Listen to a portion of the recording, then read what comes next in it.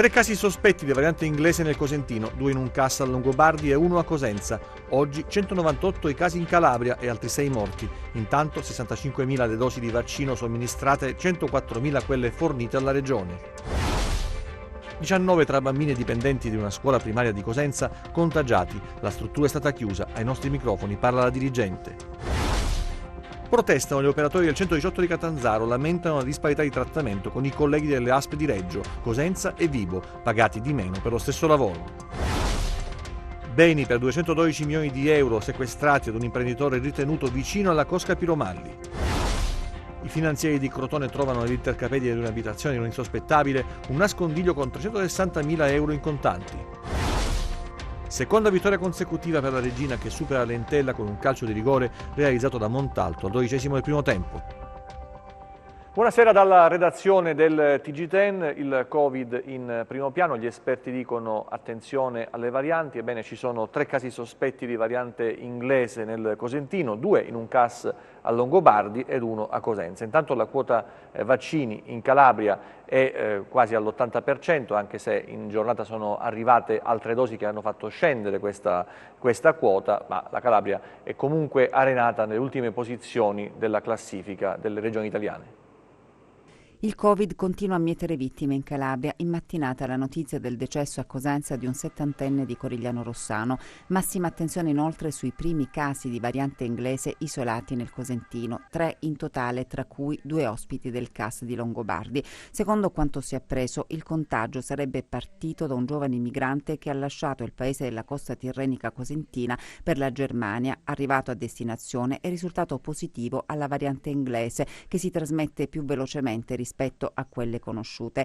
Immediatamente è stata allertata la task force dell'ASP di Cosenza. I sanitari hanno provveduto ad eseguire i tamponi rinofaringei, accertando che i 2 compagni di stanza del ragazzo sono positivi alla variante inglese. I 2 e tutti gli ospiti della struttura sono stati posti in isolamento. Il terzo caso riguarda invece una giovane di Cosenza che ha viaggiato in aereo vicino ad una donna che rientrava dall'Inghilterra. Intanto proseguono su tutto il territorio regionale le vaccinazioni anti-Covid. Crescono le somministrazioni in Calabria con 64.649 dosi inoculate a fronte di una disponibilità di 79.990. È stato superato infatti l'80%, ma la nostra regione rimane in coda alla classifica nazionale, penultima.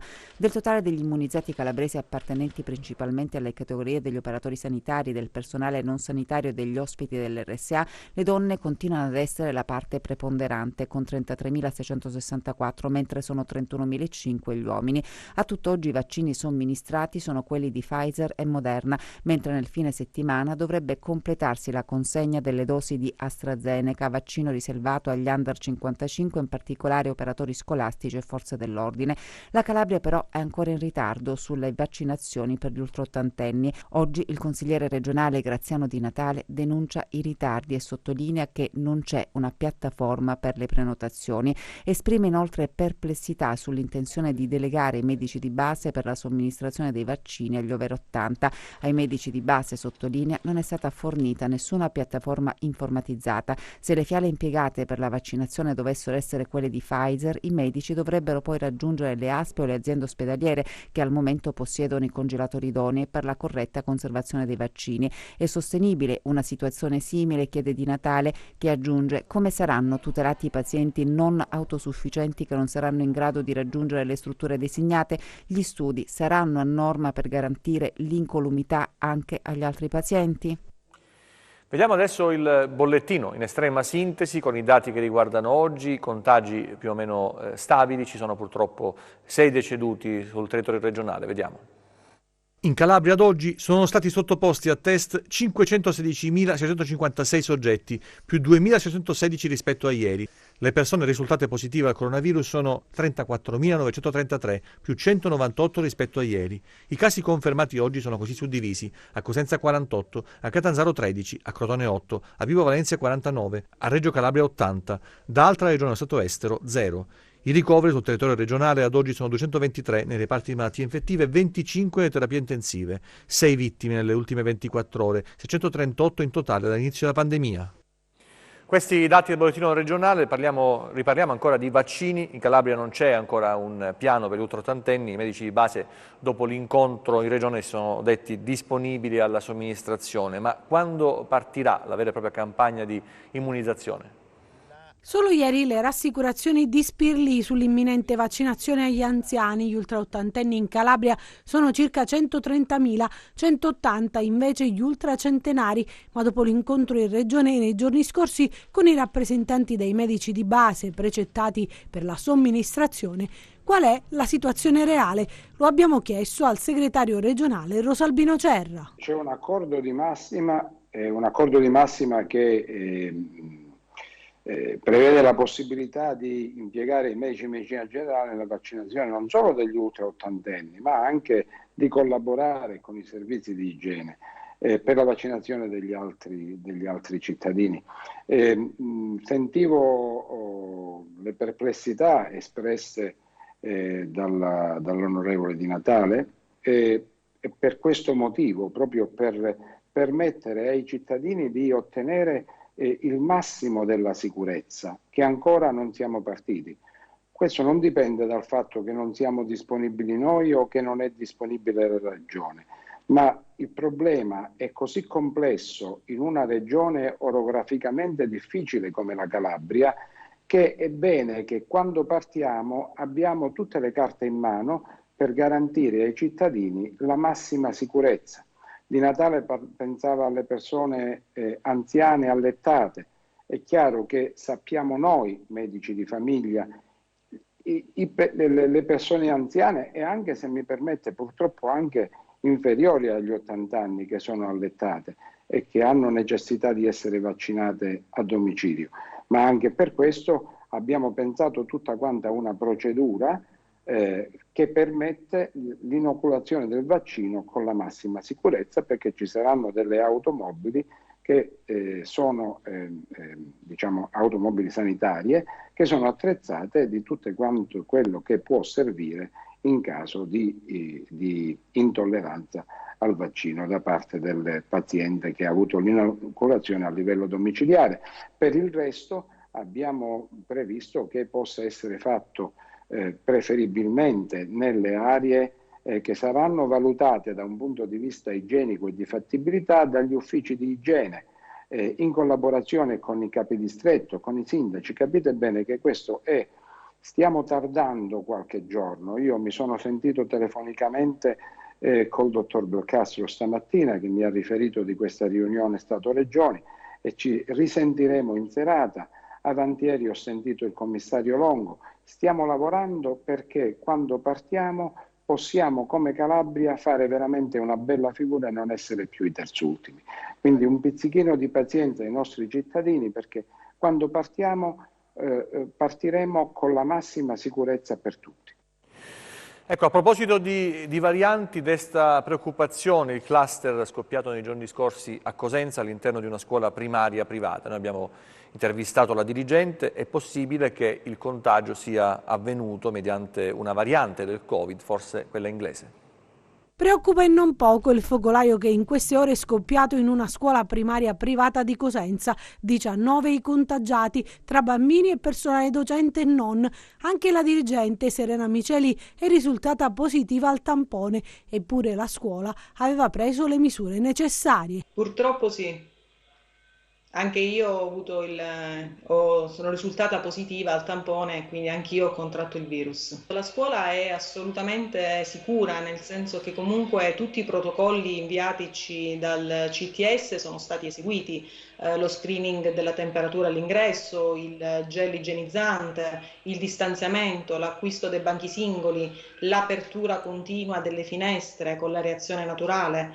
Però anzi addirittura noi abbiamo sdoppiato una classe per garantire ancora di più il distanziamento, però questo non è servito perché purtroppo il virus si è insinuato tramite dei bambini che sono risultati essere completamente asintomatici. e quindi impossibili da individuare. Dove lo abbiano contratto io non lo so. Noi siamo venuti a conoscenza di quello che stava succedendo per il tramite di un insegnante che domenica pomeriggio ha manifestato dei leggeri sintomi di raffreddamento, in realtà le faceva solo leggermente male la gola, e ha deciso, seguendo i protocolli della scuola, che lunedì mattina avrebbe fatto il tampone molecolare. Quindi nel frattempo dell'esito del tampone la maestra è stata messa in malattia, quindi non è più venuta a scuola, e giovedì mattina ci ha informato l'ASP della positività. A quel punto sono scattati i protocolli e abbiamo deciso preventivamente di chiudere l'istituto e mettere in quarantena tutti gli alunni. Dai vari esami che sono poi stati fatti ai bambini, sono usciti 14 bambini positivi, tutti completamente asintomatici, per cui si presume che uno di questi bambini abbia infettato l'insegnante, che poi inevitabilmente a sua volta ha infettato anche noi altri dello staff. Un contagio repentino su cui sono in corso indagini più approfondite da parte dell'ASP. In una maniera inspiegabile per noi. Abbiamo cercato con l'ASP, che devo elogiare perché ha fatto un lavoro eccezionale, veramente professionale e paziente, perché noi siamo tanti. Abbiamo un bacino di 100 bambini e 20 membri dello staff. Quindi insomma, parliamo di numeri importanti. Abbiamo ipotizzato che data la trasmissibilità del virus potrebbe esserci anche la possibilità di una variante che abbiamo potuto contrarre, quindi non essere il Covid normale, ma potrebbe esserci la variante, presumibilmente quella inglese. Quindi faranno tutti gli accertamenti per capire se effettivamente c'è la possibilità che si tratti di questa variante. Noi insegnanti noi dello staff, diciamo, abbiamo fatto tutti un primo screening venerdì mattina e i risultati sono arrivati lunedì, e faremo tutti quanti un secondo screening giorno tra il 15 e il 16.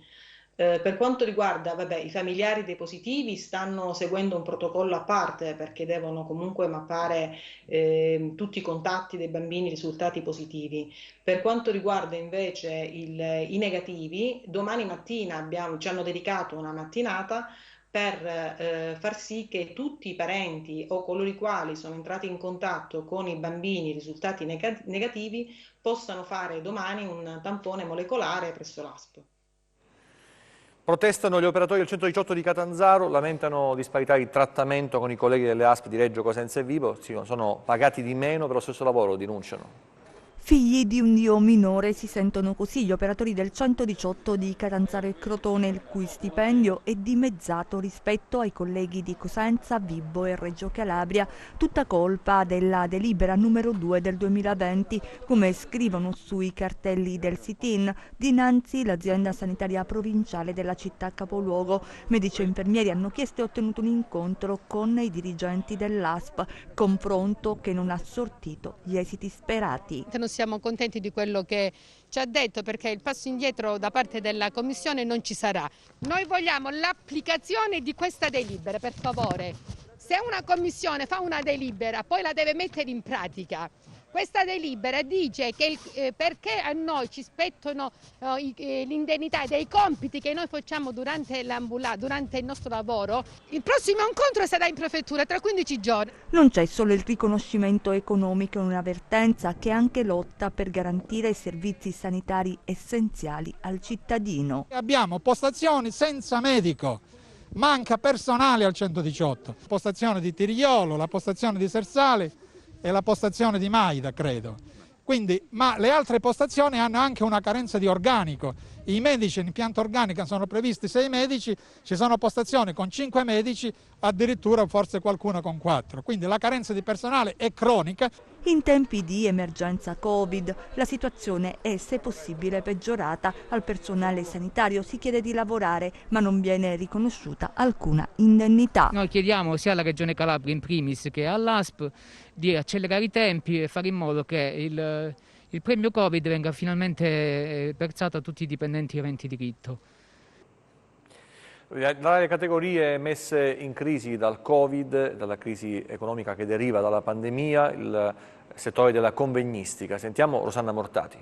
La meeting industry in questo periodo è affondata completamente, perché abbiamo un calo del fatturato del 90%. Il settore della meeting industry, dei convegni, dei congressi e del comparto fieristico ha un impatto sul PIL nazionale di 36 milioni di euro, con un numero di addetti che operano nel settore di 569.000 persone. Le nostre aziende si stanno difendendo mettendo i propri convegni online, però non è la stessa cosa, sia a livello proprio di produzione economica, ma non è la stessa cosa neanche a livello di a livello sociale, a livello anche a livello culturale, a livello di aggiornamento di dati, perché incontrarsi di persona è completamente diverso. Io insegno all'Unical questa materia di organizzazione degli eventi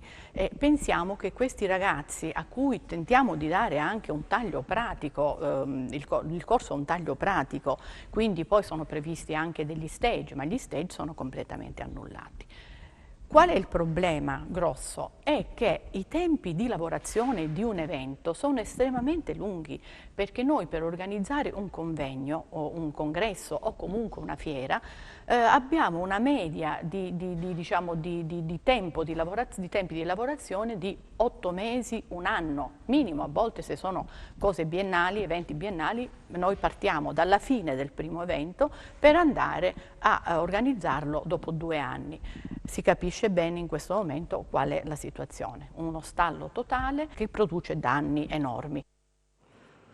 Tour della UIL tra le incompiute calabresi, ultima tappa a Simeri Cricchi, ancora sulla statale 106. Viaggio tra le incompiute calabresi promosso dalla Feneal UIL Calabria. Il tour si è concluso a Simeri Cricchi lungo la statale 106. Speriamo possa servire ad attenzionare la politica locale, chi ci governa attualmente, su tutte quelle che sono le opere incompiute della Regione, oggi in modo particolare sul territorio di Catanzaro. Siamo in questa location particolare innanzitutto per chiedere un'accelerazione della progettazione della 106 per quanto riguarda lo svincolo di Simeri con lo svincolo di Passovecchio e quindi per creare le condizioni ottimali affinché venga realizzato questo tratto di 106 che collegherebbe più velocemente ma anche in sicurezza Catanzaro con Crotone. Riflettori accesi non solo sulla 106 ma anche su altre incompiute calabresi come la diga di Gimigliano. La politica, ha sottolineato il segretario regionale della UIL Santobiondo, non manchi l'occasione del recovery plan per recuperare i ritardi infrastrutturali, sociali ed economici della Calabria. Far muovere i cantieri, far muovere le opere incompiute vuol dire anche allo stesso tempo muovere occupazione e muovere l'occupazione all'interno del settore edile vuol dire a cascata e a caduta far muovere tutta l'economia della nostra regione. Scansiamo l'alibi che la pandemia ha bloccato l'infrastrutturazione della Calabria, perché non è così. I dati Cresme parlano chiaramente, anche durante la pandemia l'infrastrutturazione del paese ha continuato, salvo la Calabria che invece ha rallentato, quindi chiediamo la massima attenzione su questi temi. Beni per 212 milioni di euro sequestrati a un imprenditore tenuto vicino alla cosca Piromalli.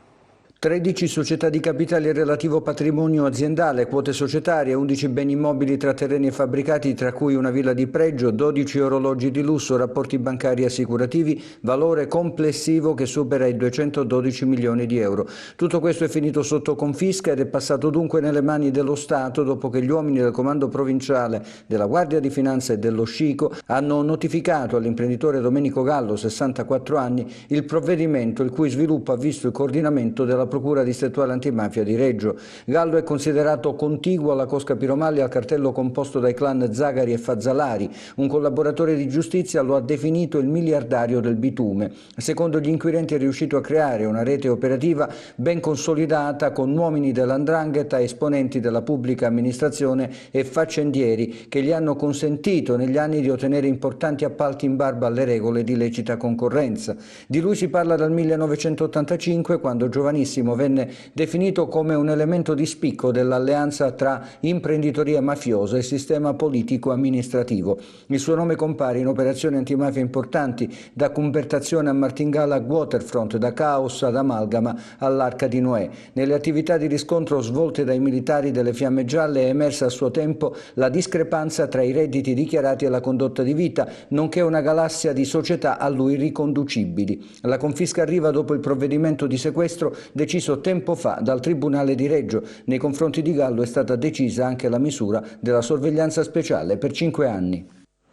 Altra vicenda, i finanzieri di Crotone hanno trovato in una intercapedine di un'abitazione di un insospettabile, fra l'altro un nascondiglio con una bella cifra di euro in contanti. Eccola la cassaforte dei Mannolo di San Leonardo di Cutro, scoperta in un intercapedine del muro di una villa. All'interno i finanzieri di Crotone, coordinati dalla direzione distrettuale antimafia di Catanzaro, hanno scovato 360.000 euro in contanti a disposizione della cosca. L'operazione, denominata Soldi Rosso Sangue, condotta dai finanzieri all'alba, che hanno compiuto una serie di perquisizioni in esecuzione di un provvedimento a carico di persone accusate di aver nascosto denaro contante provento delle attività criminali per conto del capo del locale di 'ndrangheta. Insospettabili, insomma, utilizzati dal clan per custodire le somme di denaro. Grazie ad alcune intercettazioni e alle dichiarazioni dei pentiti sono stati identificati alcuni soggetti e i siti dove erano occultate le somme di denaro. Secondo gli inquirenti, il denaro è il probabile provento di attività di usura, estorsione e traffico di droga e doveva essere reimpiegato nelle attività criminali della cosca. Ecco perché non sono esclusi ulteriori nuovi sviluppi. Adesso il maltempo che ha provocato dissesto in varie zone della regione. Andiamo a Cosenza, nel centro storico, dove è franato un costone. La strada è transennata e chiusa all'altezza dei 13 canali a Cosenza, dove le continue piogge hanno causato lo scivolamento di un costone della collina, una colata di fango che ha invaso la carreggiata e trascinato con sé gli alberi. Solo il caso ha voluto che nessuno passasse nel momento in cui si è verificata la frana, dunque il peggio è stato evitato. La massa di fango fermata dai muri dell'antica villa, disagi soprattutto per chi risiede nei popolosi quartieri di Portapiana e Spirito Santo. Non è il primo fronte di dissesto nella zona e, nonostante gli interventi di messa in sicurezza effettuati nel passato, evidentemente non si è riusciti a fermare o rallentare il movimento franoso. Gli abitanti della zona chiedono che si faccia presto ripristinare la circolazione viaria. La paura è quella di rimanere isolati. Sono in corso interventi di ripristino e consolidamento in una zona che, come diceva Rosa Babaldino, è stata già funestata da altre problematiche che hanno riguardato la viabilità. E adesso il calcio, con il successo della Reggina, che conquista 3 punti pesanti contro l'Entella. Entella in crisi profonda, ieri ha perso con un calcio di rigore battuto al 12° minuto. Vediamo. E la rete di Montalto sul rigore al 12° del primo tempo a regalare la seconda vittoria consecutiva alla Reggina, che nel turno infrasettimanale batte l'Entella e si allontana dalla zona calda della classifica. 8 punti nelle ultime 4 sfide per la squadra di Baroni, che con 25 punti in classifica guarda con fiducia e senza troppi patemi alla sfida nel derby con il Cosenza in posticipo lunedì prossimo. Al Granillo è andata in scena la sfida per allontanarsi dalla zona play-out contro una delle formazioni in coda alla classifica. Dopo un inizio equilibrato è Foloruncio a rendersi protagonista e a procurarsi il penalty che vale 3 punti d'oro. Sul dischetto si presenta Montalto, che trasforma senza problemi. Poi sono i padroni di casa a guidare il pallino del gioco, mantenendo il ritmo alto, e alla mezz'ora hanno anche l'occasione del raddoppio con Rivas, che servito da Edera non riesce a trovare la porta da ottima posizione. Nella ripresa il leitmotiv è sempre lo stesso, con i calabresi che provano a pungere e i liguri che soffrono e cercano di difendersi con l'unica occasione affidata al neoentrato Capello, che mette i brividi a Denis e compagni. Poi l'ingresso in campo del nuovo arrivato Cuonco, che fallisce un vero e proprio match point. Il finale è concitato, con l'Entella proiettato in avanti alla ricerca disperata del pari e la Reggina che cerca in tutti i modi di difendere porta e il risultato. Termina così con l'1-0 in favore dei calabresi, che comunicano alla fine il divorzio con il direttore generale Antonio Tempestilli, un sodalizio durato soli 8 mesi. E adesso la rubrica sulla borsa, vediamo.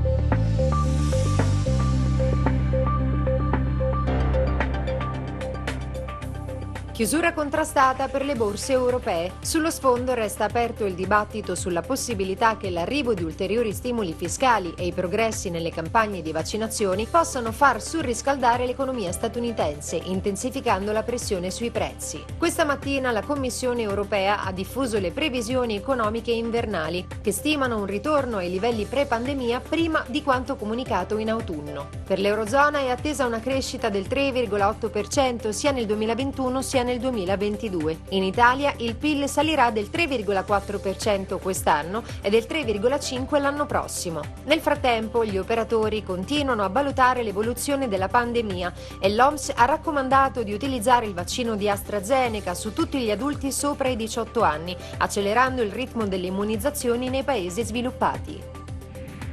Il FTSE MIB archivia gli scambi in rialzo dello 0,2%. In ordine sparso il DAX di Francoforte a più 0,8%, il FTSE 100 di Londra a più 0,1%, il CAC 40 di Parigi flat, l'Ibex 35 di Madrid a meno 0,4%. A Wall Street il Dow Jones è invariato, mentre S&P 500 a più 0,2% e il Nasdaq a più 0,5% viaggiano in lieve rialzo.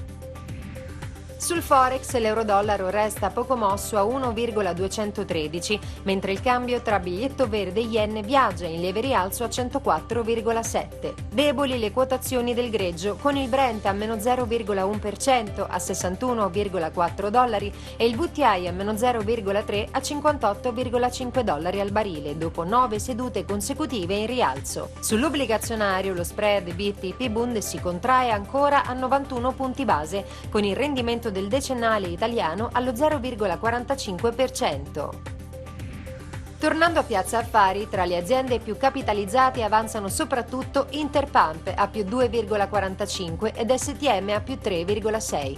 Quest'ultima in scia alla buona intonazione del comparto dei semiconduttori. Arretrano invece Unicredit a meno 3,3 dopo i risultati, Biper a meno 1,8, Atlanti e Ferrari a meno 1,5%. Grazie e buon proseguimento di serata. Vediamo con attenzione le previsioni del tempo per le prossime ore.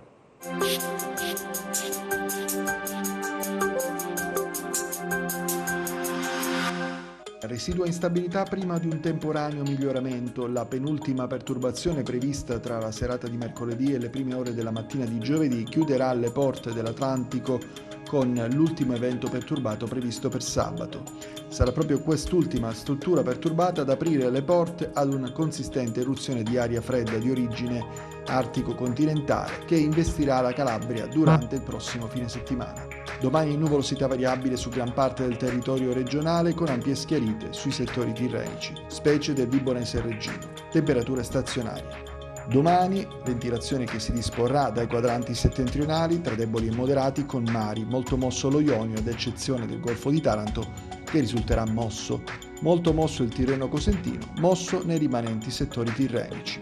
Per ulteriori approfondimenti vi rimando al sito www.meteoincalabria.com e alla nostra pagina Facebook Meteo in Calabria. TG che finisce qui, ci vediamo nelle prossime edizioni, grazie per la vostra attenzione, arrivederci e ancora buona serata.